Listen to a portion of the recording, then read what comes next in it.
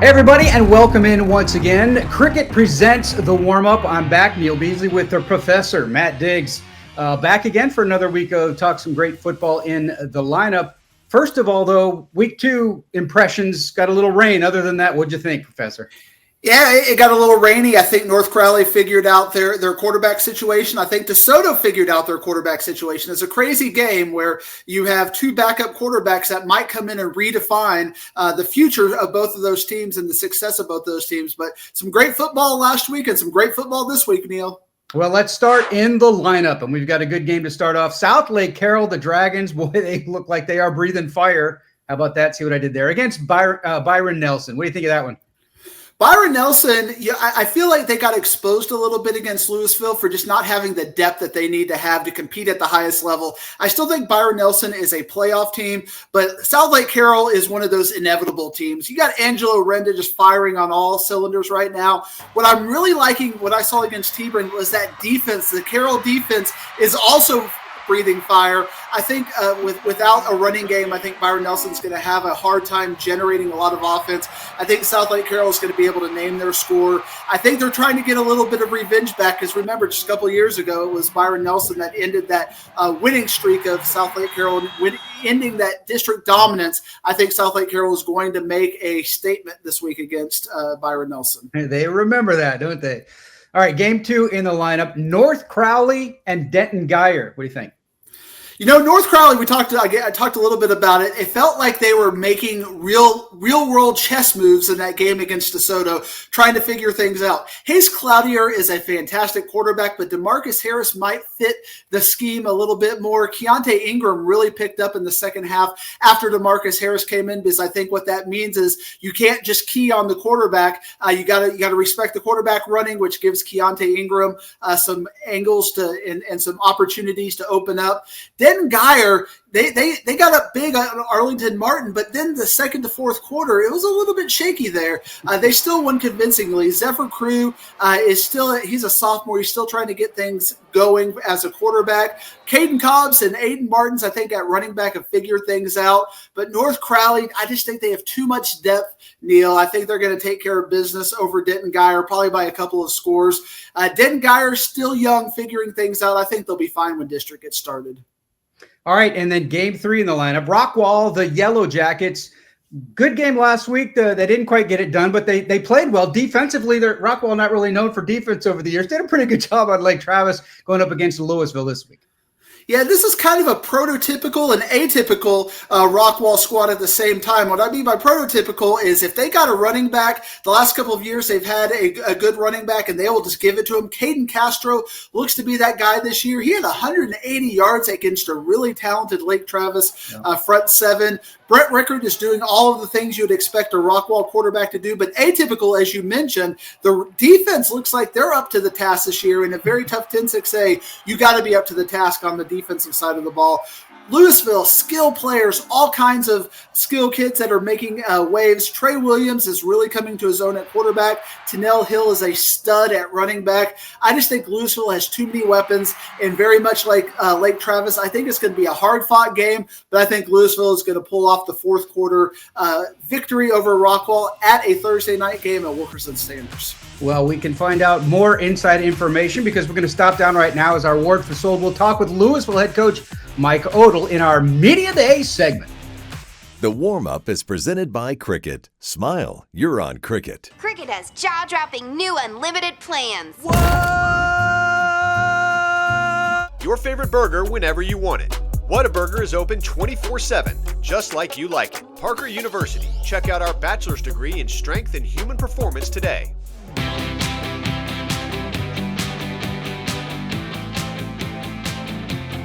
All right, we are joined by Coach Odle from Lewisville, and I actually had the pleasure of being in that game with Byron Nelson and see what you guys had developing at your school, starting off 2-0 here, and then with that game at Rockwall, which is a tough place to play. How do you feel your non-district is going so far, and have you learned about your team what you wanted to before you get into that bye week and then real live bullets start flying? Yeah, that's why this non-district schedule is set up like this, so we can figure out who we are and what we're doing.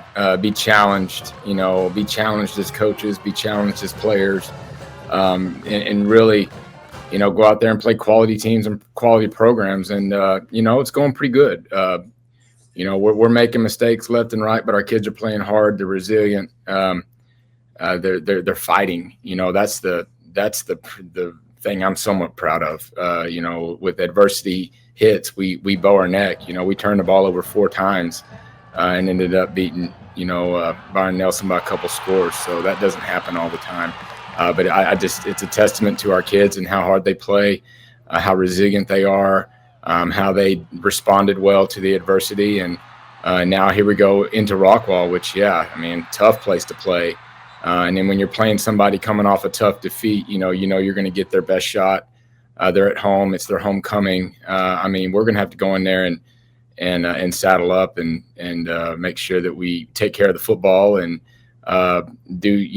get after it or to have a chance to win this game. Well, tell me what you've learned about Trey over the years, because obviously you had that big 5-touchdown game against Byron, but you also just mentioned the negatives as well. There were some turnovers in there as well. How has he progressed as a quarterback? Have you been able to open up the playbook a little more this year for him? Yeah, absolutely. As he grew up, he was a sophomore last year, and the bullets were flying fast. The game has slowed down for him. He's throwing the ball on time. He recognizes coverages faster. He knows where to go with the ball faster. So that's what you're seeing. You're seeing the ball pop out on time. You're seeing him hit his second and third reads at time. You're just seeing a command. He's commanding the offense. And again, I don't think we're scratching the surface of where we can be. We had some formational busts, some motion busts. We had some things that we didn't execute that were 100% on us that really kept us from being really, really dominant in that game offensively. But you do see the firepower on the outside and the guys that touch the ball, and this thing runs through Tennell Hill and his tough, hard-nosed running in the between the tackles. And but yeah, Trey is doing those things. It's that word. It's the command. He's commanding our offense, and the more he does that, the more that we keep putting on his plate. And he stepped up to the plate, at every turn so far. Has there been anything that you've been pleasantly surprised about with your team through 2 games? Maybe you've gone through your summer practices and you're like, I don't know how this is going to work when we really start playing. And then after 2 games, you're like, okay, this is some good stuff. I knew we were going to have a really athletic and fast defense. I knew we were going to be able to run to the ball. We got a little bit of depth up front. So we've really played well. We've given up big plays. That's been disappointing, but overall we've played really well on defense. And then offensively, it's a quarterback driven offense. And we thought Trey had a great summer and a really awesome camp, and we were ready to see him go. I think the expectations are there, but I think we control what we can control. I expect a lot out of these guys. I think they're really good football players. I think they're really good kids. And I think if they play for each other, we have a chance. If it's about themselves, then we're gonna die a slow death. So that's kind of my message to them. I truly believe that if we're unselfish and we play for each other and love each other, that we'll end up on the plus side of a lot of scoreboards. So that's the thing I'm looking for as far as these players, man. We've got some guys, and we've got some young pieces on the O-line that are growing up each and every snap they take. Our senior in the middle, Aiden Murphy's leading the way, doing a lot of really good things. So basically just don't smell yourself, don't take the cheese, all the things, and let's go find a way to go 1-0 today. We got to win today to have a chance for tomorrow. That's funny. I think you could probably ask 7 other coaches in this district the same question, and they're probably thinking the same way because they've all had their little ups and downs through non-district play. This game will be exciting Thursday night. Coach, thank you for joining me, and we'll see you out there. Yes, sir. Thank you. The warm-up is presented by Cricket. Smile, you're on Cricket. Cricket has jaw-dropping new unlimited plans. Whoa! the #1 selling compact tractor in Texas. For details, visit gokubota.com. Kubota, because you can. Discover what happens when rugged capability meets true performance. Kia, movement that inspires. Thank you, Ward, very much. Now it's time for the agenda. We've got 3 more games that we think you need to know about. And first up, kind of smaller schools, but good schools. Salina taking on Gunner. Yeah, Gunner is a team that, state championship pedigree year in and year out, but they have said we want the smoke in pre-district, and they're taking on Salina, and I think Salina, given how they beat Waco La Vega this week, I think they're going to give Gunner all the smoke they want. Bo Bentley is getting on another level. There was a great piece about that Ward has done about Bo Bentley, and he is the Bentley of Salina right now. They can just ride him all the way, I think, to the state championship. Gunner's got a couple of good pieces. They got Jake Campidi at running back, and Knox Gage, a sophomore at quarterback, is kind of stepping in there. This game is a neutral site game at Melissa, but I think the only thing that's going to be neutral about this is one side of the scoreboard. I think Salina is going to win this game by a lot, kind of like last year. Gunner has just got not enough size for a big school like Salina, who's probably going to be going up to 5A Division II next year. All right, another fun ones. Just you really get some fun ones in this early season before you get district play. We got the Longview Lobos taking on South Oak Cliff. Yeah, I would be remiss if I didn't stop down and use a little bit of this segment to just talk about Coach King. He had to miss his first game last week, fighting cancer. Thoughts and prayers, Coach. We can't wait till you get back on the sideline. Unfortunately, I think that South Oak Cliff is going to be a favorite in this game.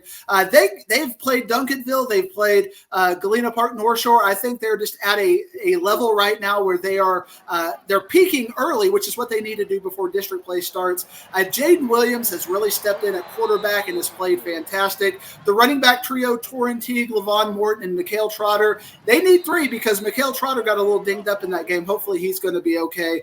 Johnny Hamilton is the name you need to know for Longview at quarterback. He is fantastic. Mason Washington is the lightning to the thunder of Johnny Hamilton. But Longview only scoring 20 against Marshall, that scares me a little bit given that South Oak Cliff has been competing at such a high level. I think they call it Lobo Stadium West out there because they come out there on I-20 and they play strong when they come to Kincaid every week. But I think South Oak Cliff is going to represent DISD and win one from the home team. I like South Oak Cliff in this one. And finally, one that might be a little bit under people's radar, Caddo Mills and Sunnyvale. That could be a good one. Yeah, Sunnyvale had a surprising score against Ranchview. It was only a half, but still, it was not at that dominant level we were expecting from Sunnyvale. Caddo Mills had a big win against Bullard this past week. Kaysen Maupin is the real deal for Sunnyvale at quarterback. Riley Harris is a great target at wide receiver. If you're a Caddo Mills fan, watch out for Wyatt Watson. I think Sunnyvale just has too much size, too much power. Give me Sunnyvale, the Raiders, to take out the Foxes of Caddo Mills. All right, it's going to be another great week of Texas high school football. We're just hoping for a little bit drier weather. I know I can speak for you on that one as well, Professor. All right, you have a good week this week, Professor. You out there have a great week, whatever game you're going to watch, and we will leave you with Professor Diggs' rankings. We'll see you next time as Cricket presents the Warmup.